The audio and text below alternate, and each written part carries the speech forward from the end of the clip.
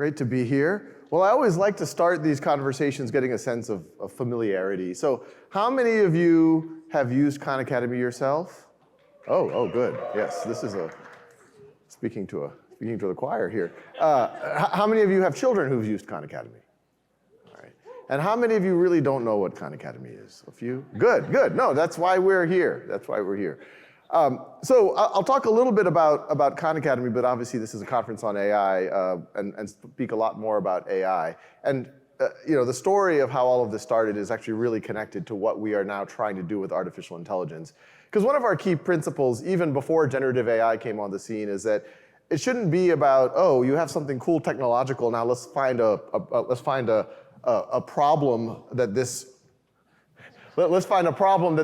thing can actually solve. It should always be like, what are the problems we're trying to solve in the world? And then what are the technologies that might be able to solve those problems? And the technology might be generative AI, or it might be pencil and paper. And we should just be very thoughtful about how we do that. So I'm sure a lot of y'all are familiar with Khan Academy. You know how it got started. Some of y'all aren't. 2004, so almost exactly 19 years ago, I was a year out of business school. My original background was in tech, but I now found myself, I was an analyst at a hedge fund. I had just gotten married. My family was visiting me in Boston, which is where I lived at the time, from New Orleans. And and this is a fun picture here. Nadia, who you see right next to my wife there, she's the one that's kind of screaming or laughing or something right there. She's now in her 30s, but back then, she was, in 2004, she was 12 years old. And what's interesting about, what I liked about this picture is Nadia and her brothers, and I'll talk about them in a little bit, are about exactly the same age that I was back then, and my kids, who you see in the picture, are almost exactly the same age that they are. And as we will see, this story is going to come full circle. I've now asked them to pay it forward. So in 2004, just came out of conversation that Nadia, 12-year-old Nadia, was having trouble with mathematics. I offered to tutor her. She agreed. She goes back to New Orleans. We start working together. Long story short, she gets caught up with her class. She even gets a little bit ahead of her class. At that point, I become what I call a tiger cousin. I call up her school. I say, I really think Nadia Rahman should be able to retake that placement exam from last year. They said, who are you? I said, I'm her cousin. And surprisingly, they let her. And the same young girl, 12-year-old, who was originally put into essentially a remedial math track, was now put into an advanced math track. I was hooked. I started also tutoring her younger brothers, Arman and Ali, who at the time were, I believe, 12 and 10 years old. And word spreads in my family that free tutoring is going on. Before I know it, I'm tutoring 10, 15 cousins, family, friends all over the country every day. After my day job, I was at a hedge fund. And immediately I saw a common pattern with my cousins. It wasn't that they weren't hardworking or bright. It wasn't that they didn't have access to great teachers. It was more that in a traditional academic system, you just keep getting pushed forward regardless of whether you've actually mastered the material. So you might, let's say 5th grade decimals, you have some exam and homework, you take a test, you get an 80% on the test, you didn't know 20% of the material. All right, that's a B minus, C plus, move on to the next concept. Probably a concept that's going to build on that. And then all of a sudden you get to an algebra class, and the reason why so many people have trouble with algebra assumes fluency of pretty much everything you've learned before.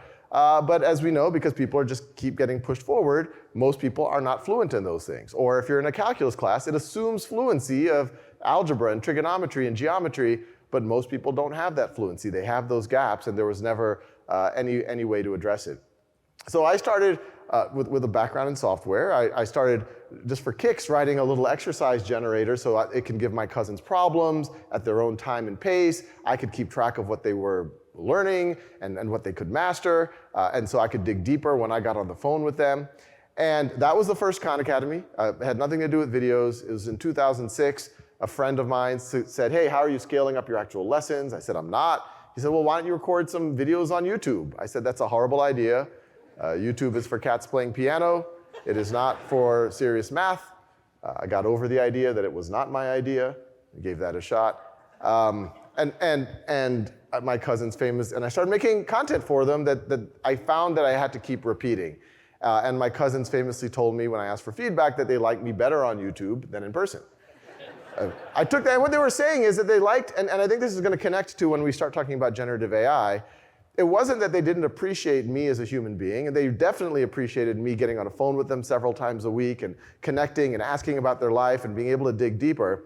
But what they were saying with that feedback about something as simple as on-demand video was, in the middle of the night when they need help, it was there. Or if they're in an algebra class and they forgot some of their arithmetic, they didn't have to feel embarrassed, or they didn't have to feel like they were wasting my time. They could watch something as much as they needed on half speed or double speed. So I took that as positive feedback, kept going. Soon became clear that people who were not my cousins started watching. You fast forward about 4 or 5 years to 2009, and it had frankly taken over my life. I was getting letters from folks all over the world. I had set it up as a not-for-profit, mission-free, world-class education for anyone, anywhere. And we had about 50 to 100,000 folks who were using it every month, especially the videos, but even the software piece of it. And so that's when my wife and I, our first son had just been born. We looked at our finances and said, well, maybe we could live off of this a little bit. So I took that leap. And I think anytime you do anything entrepreneurial, whether for-profit or not-for-profit, you have to be a little bit delusionally optimistic. And so I did it. First year was hard, really questioned what I was doing. But by the end of that year, by fall of 2010, we had some of our first major stakeholders, folks like the Gates Foundation, Google. It actually came out of the woodwork that Bill Gates himself was using Khan Academy with his children, that a lot of the senior management at Google were using Khan Academy with their children, and they kind of came out of the woodwork to help us become a real organization. Now you fast forward from that point to about last summer, so I don't know, 14, 15 years, and Khan Academy grew from me to over 200 folks formally employed, thousands of people who are volunteering, localizing around the world. We're in 50 languages around the world, 150 million plus registered users, millions coming every month, working. Half of them are in classrooms, half of them are just students on their own, half of our usage is domestic, half of our usage is international. And it was almost exactly a year ago, OpenAI reaches out to us and they say, hey, we have our next generation model. We might, we think this is going to be the one that opens people's eyes to what generative AI is capable of. And of course, they were talking about GPT-4. I think none of us expected that ChatGPT was going to be the hit that it ended up being. I was initially skeptical. I had been paying attention to GPT-2, GPT-3, had a good, it was fascinating, but I didn't think it was going to be good enough to actually handle knowledge.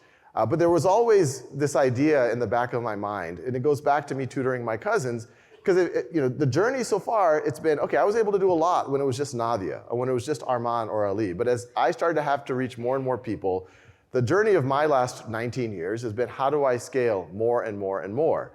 And there's always been a dream that maybe generative AI could play, or I didn't know, generative AI or artificial intelligence of some kind could play that type of role. And the reason that I always thought that that was really powerful, and I wasn't aware of this when I first started on my journey, but I later found this study, which is well cited in education psychology. 1984, Benjamin Bloom, he frames it as a 2 sigma problem. But what you see on the left, that's just a normal distribution, what you would expect folks to do. And what you have on the right, he argues, it has some good evidence in this paper from 1984, that if you give someone one-to-one tutoring, you can get a 2 standard deviation improvement. And just to put that in everyday language, you could take someone in the 50th percentile and get them into the 95th, 96th percentile. You could take an average student, make them exceptional, take a below average student, and make them above average. And to a large degree, I've always dreamt that, well, I was able to kind of do that with Nadia and Arman and Ali, but then how could I do that with 1 billion students? And so a lot of Khan Academy's journey has been that middle graph, that middle distribution, that Benjamin Bloom also back in 1984 said, hey, there's some evidence that you might be able to get that middle distribution by approximating what a tutor could do using technology and mastery learning. Mastery learning is just a fancy way of saying, if someone hasn't learned it yet, give them the opportunity, the incentive to keep working on it. It's in some ways a common sense idea, but it's very hard if you're just one teacher and you have 30 kids in the classroom, all with different gaps. But even back in 1984, Benjamin Bloom said, hey, maybe technology could help those kids fill in those gaps at their own time and pace, even if they only have one teacher. But when OpenAI showed us that first weekend, and I believe myself and our chief learning officer, we had access to it even before a large chunk of OpenAI had access to it. We were some of the first folks in the world to see it. It had issues with math. It was hallucinating, but we were able to really steer it to act in ways that I was able to act with Nadia 19 years ago. And that's when I started that weekend, myself and our chief learning, we like, okay, this maybe changes everything. And we started feverishly working on it. We got under NDA with OpenAI. The team started working on it. Then November happens, and as we all know, November of last year, ChatGPT comes out. And I remember, when that came out, I slacked Greg Brockman at OpenAI, and I'm like, hey, Greg, we're under NDA. We're not supposed to launch GPT-4 until March. What's going on? He's like, we haven't launched anything. All this is a chat interface on GPT 3.5, but this seems to have captured everyone's imagination. And at first, I was really worried, and I was bummed. We all remember these types of headlines that folks were seeing. New York City schools ban ChatGPT. People were banning it. It was pretty clear you could use this to cheat. It could be used to undermine the education system. And what I was worried about is whether the baby was going to get thrown out with the bathwater. We were working feverishly behind the scenes with GPT-4, which was far better than GPT 3.5, and we were really going out of our way to put guardrails around it so that it could really get the benefits of AI without getting the negatives. But in hindsight, I actually think that this was a positive, that this came out there because it forced people to grapple with it. So that when we were able to launch alongside GPT-4 in March, it almost came as a solution to problems that the education system was already facing. And to get a sense of what we are doing now, and it's built, and it's not necessarily built only on GPT-4, where we're looking at many different types of models for different use cases, but how we imagine using it in a classroom. I'll show you some screenshots, and all of this is actually available now. So this is a traditional exercise from Khan Academy. What's new is the little bot there, and if a student clicks on it, there's a few things. You'll see the conversation is recorded and viewable by your teacher. That's for under 18 students.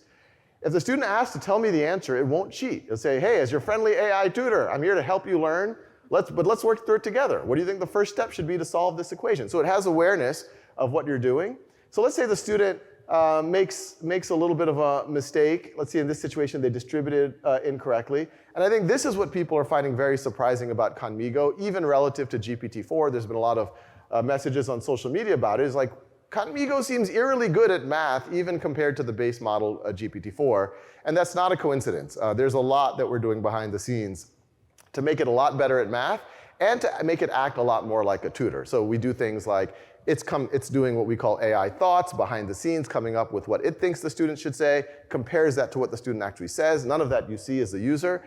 But then even when the student has something different, it doesn't immediately say you're wrong, because sometimes the AI can be wrong. It says, hey, it's not exactly what I got. Can you explain your reasoning? And which is very pedagogically strong, but when students explain their reasoning, large language models really thrive. And what's been really interesting in a lot of ways is exactly what a good tutor would do. When I was tutoring Nadia, when she did something, I would at first try to solve it myself, and I'd say, hey, that's not exactly what I got. Let's work through it together, because I knew sometimes I'm not perfect either. And we've actually heard that a lot of students really appreciate this. Now, this is for coding, and coding is interesting. Here we're trying to make the clouds part, and let's say we've only got the left cloud, we can get the right cloud to part. And so here, the student says, hey, why is only the left cloud moving? And I like to show this example because it's operating at a very, very high level. It's somehow the AI needs to know that code is drawing clouds and is trying to make the clouds move. And once again, as a tutor, it's not giving you the answer, but it's saying, hey, you might want to think about you're decrementing that one variable. Maybe you want to increment or decrement that other variable there. And this is also a very, very big deal, because we all talk about teaching computing and coding, but in most schools, there's not someone who can teach computing or coding. And I have a background in computer science, and I've seen my kids and other kids use this, and I actually think it's a better tutor because it's infinitely patient, and once again, it can immediately diagnose what's going on, where I think any of us would take a little bit of time to do that. It can work with videos here. If a student asks the age-old question, why do I need to learn this? It goes back and says, well, what do you care about? And if the student says, well, I want to be a professional athlete, once again, it has context of what's going on with the student, and it can help answer that question. And one of the things that we're working on now is it's developing a memory above and beyond the base model. So if the student says, hey, I want to be a professional athlete, it'll remember that in future conversations, and even when it reports back to teachers and parents and others. So this is all live, and we have actually started deploying this in schools. But I'm going to show you some kids in Newark public schools, which Newark, a lot of people might be skeptical of large urban public schools and the ability to do really innovative things there. But Newark has, in the last year, already done some pretty amazing things with Khan Academy, so expect to hear more. And now they are one of our test beds of generative AI. But this is what the kids have to say. I love it because when it knows a summary, it knows many different things, and it knows Spanish, Portuguese, and English, and it's really smart, but it doesn't know everything. It helps me with everything, and what I like about it is that it helps me write like stories, and it's so amazing. It just helped me out with it. It didn't give me the answer, but it helped me out get the answer. I feel like it's like a tutor, like a non-expense-paid tutor. So everything I've showed you so far is kind of in the category of maybe some of the types of things that I used to do with my cousins, what a traditional tutor would do. But I think it doesn't take a lot of imagination to realize that you could start to transcend what a typical tutor would do. Here's one of the activities that we have with Conmigo where students can talk to literary characters. So here a student, I want to meet Eeyore the donkey. Oh, hello there, it's me, Eeyore. Not that anyone would notice, but since you're here, what would you like to talk about? Just remember, I'm an AI simulation of Eeyore created by Khan Academy. Why are you so pessimistic? Well now, isn't that a question? I suppose it's just my nature, you see. Some donkeys are born with a sunny disposition. Others, well, we see the thistles more than the roses. So, hopefully one of the other things you're noticing is we've done a lot of work to give Conmigo personality, to make it something that genuinely feels like something that you can connect with. Students can get into debates with the AI, where they take one side and the student will take the other side. So this is an example of a student debating whether the government should cancel a student debt. The student's arguing for, I'm against canceling student debt. And then Conmigo, I see your point. It's true that canceling student debt might not address the root cause of high college costs. However, let's consider canceling could give many people a fresh start, et cetera, et cetera. And it could take either side of the debate. And we've gotten a lot of feedback from high school students and college students and even some middle school students that this is giving them confidence to test their arguments in essentially a safe space and then be able to participate in a classroom with more confidence. This hasn't been launched yet, but it's going to be launched in literally the coming months. And this is our direct answer to the biggest fear around generative AI in education, which is its ability to help students cheat with assignments, including writing their papers. And we think not only can we mitigate that, and I'll show you how in a second, but it can also be a major support. So where this is going is students are going to be using generative AI, or teachers are going to be using them to create the lessons, create the rubrics, assign the assignments, and then the students, instead of doing it in a vacuum, and instead of the AI doing it for them, the students can do the assignments with the AI. And so this is an example of a student writing, and then it can get feedback on the different dimensions of their writing, the structure, the arguments, the vocabulary. And you can see this is now a different interface than just a pure chat interface. It's actually highlighting parts of the passage. It really feels like you're collaborating on, say, a Google Doc with a writing guide or someone sitting right next to you. And not only does this provide more support for students and more feedback for students, and not only could it save teachers a dramatic amount of time, because it can even give teachers a preliminary grade based on the rubric, and then teachers can validate that. But we also think this addresses the cheating issue, because what's going to happen now is the AI can not just report back the output, the final essay, but also says, yeah, we worked on this together for 4 hours. Initially, so-and-so thought this was going to be their thesis, then we changed it to that, then we worked a little bit on the outline together, had to help them a little bit on their structure of their passage. Yeah, but this was definitely their work. While on the other hand, if some other student went to ChatGPT or some other generative AI and just copy and pasted into this window, Conmigo will tell the teacher, hey, there was no process here. Something just showed up. You might want to look into this a little bit more. And we think that's going to go a long way to address the issue, so to speak. Make it about the process, not just the output. So everything I've talked about is students. What about teachers? I talked a little bit about teachers.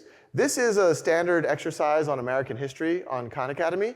And there's two modes when you're a teacher. You can be in student mode or teacher mode. Student mode to understand what a student. So if you're in student mode and you say, tell me the answer, it's not going to tell you the answer again. It's like, hey, I'm here to help you. Let me ask you the question in a different way. But then you see we switch into teacher mode. And now when you tell me the answer, not only is it telling you the answer, it's really acting as a supercharged teacher's guide. It's giving you ideas about how you might want to teach this. And if a teacher says, hey, can you give me a good lesson hook, make it exciting, then it can do that. It can do everything. It really is starting to act as a teaching assistant. So, I'll just finish with the idea that I know there's a lot of fear around a generative AI. A lot of that is warranted. I'm worried about things like fraud and authoritarian governments using it in not the best ways. But hopefully, this can give you a little bit of hope that there's going to be some areas where this I think can be very empowering for human beings. And we could take this 2 sigma problem, and it was framed as a problem because Benjamin Bloom had no idea how to get to those 2 sigmas in an economical way. And I think we're now at the cusp of actually taking that 2 sigma problem and turning it into a 2 sigma solution. And if we do that, AI is going to go a long way to help HI, for artificial intelligence, to really empower human intelligence and human potential. Thank you.